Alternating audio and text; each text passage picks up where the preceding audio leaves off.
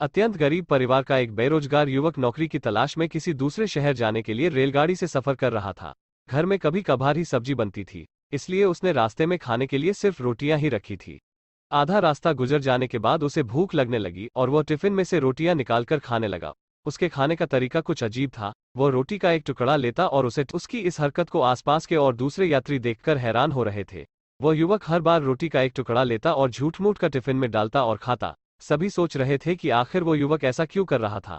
आखिरकार एक व्यक्ति से रहा नहीं गया और उसने उसे पूछ ही लिया कि भैया तुम ऐसा क्यों कर रहे हो, तुम्हारे पास सब्जी तो है ही नहीं, फिर रोटी के टुकड़े को हर बार खाली टिफिन में डालकर ऐसे खा रहे हो मानो उसमें सब्जी हो। तब उस युवक ने जवाब दिया, भैया इस खाली ढक्कन में सब्जी नहीं है, लेकिन मैं अपने मन में यह सोचकर खा रहा हूँ कि इसमें बहुत सारा अचार है, मैं अचार के साथ रोटी खा रहा हूँ।